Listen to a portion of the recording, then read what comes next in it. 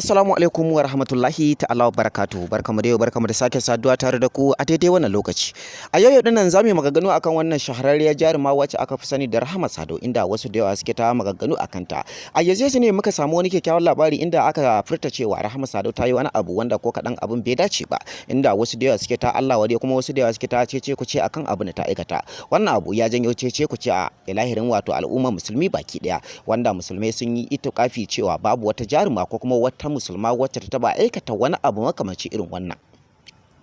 abu tabba wasu da yawa ma inda suka fito social media suna cewa wannan baiwa Allah babu abin da ya kamata a yi mata illa a jefe ta, inda wasu kuma da yawa suke cewa kamata ya ce a cire ta ma daga musulunci, wasu kuma da yawa suke cewa ko kadan ya kamata a ce ma gwamnati ya kamata a ce ta kama ta ta mata horo mai tsanani kuma ta mata hukunci mai tsanani dangane da abubuwan da take yi ko kuma a ce da ta aikata. Wannan abu tabbas yayi tsamari inda manya-manyan malamai da yawa sun yi maganganu akan ta, inda wasu da yawa suka fito social media ma wasu kuma da yawa suka tura mata sakonni, sai dai ko kadan bata yi biyayya ga maganganun da suka yi akan ta ba. Sai dai akwai maganganun da yawa da suka fito social media kuma akwai maganganun da suka yi tsamari, inda wasu ilahirin wato jaruman Kannywood wasu daga ciki inda suka fito suna goyon bayanta akan abin da ta aikata, wasu kuma da yawa suka nuna rashin jin daɗin su musamman ma bangaren matan da kuma bangaren maza. Sai dai kafin na mutanen da suke yawan daukar number mu kira mu dangane da cewa suna so za mu buɗe musu sabon YouTube channel domin su ma su dinga dora shirye-shiryen su kamar yadda muke dorawa. Sannan kuma ina sababbin mawaka wanda suke so wakokin su suna su ma su zama celebrities a faɗin duniya, su ma a san su a dinga neman su. Sannan kuma ina wanda suke harkar comedy ko manya-manyan fina-finai ko kuma kananan fina-finai, sannan ina wanda suke sha'awa za su dinga dora bidiyoyinsu akan YouTube channel, kamar wanda suke harkar business wanda za su dinga dora kayayyakin kasuwancin su, da kuma wanda suke program ko project wanda suke so a san su a faɗin duniya.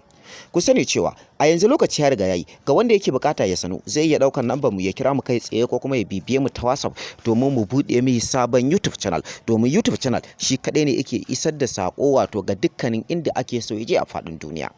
Kuma dukkanin wani mawaki ko kuma dan fim sai da ya danganta harkokinsa da YouTube channel sannan ya sanu kuma sannan aka san shi a faɗin duniya.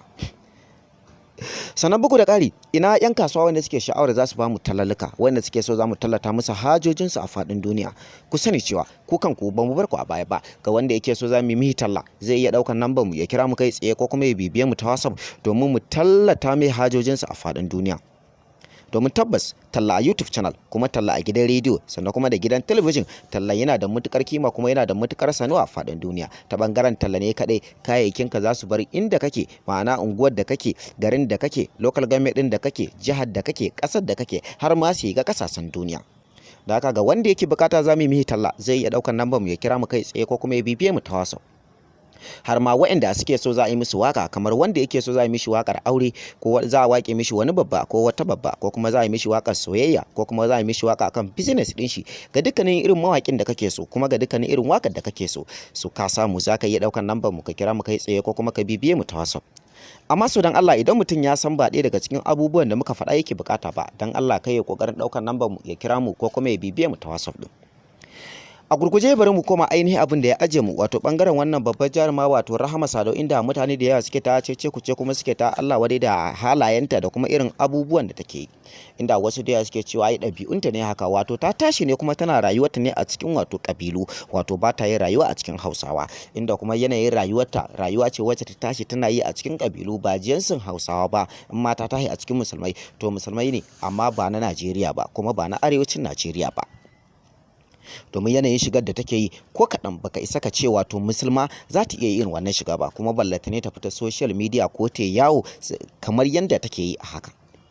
Dai wasu da yawa sun yi cece ku ce kuma wasu da yawa sun faɗi maganganu kuma wasu da yawa sun faɗi hujjojin da yasa take aikata wannan abu. Haka ne yasa wasu manya-manyan malamai da yawa suka fito social media suke ta Allah wadai kuma suke ƙara la'antar wato masana'antar shirya fina-finai wato akan halin da wannan baiwa Allah take ciki. Inda malamai da yawa suke ƙara cewa kuma da al'ummar gari suke cewa wannan fa yanayin da take yi kuma yanayin abu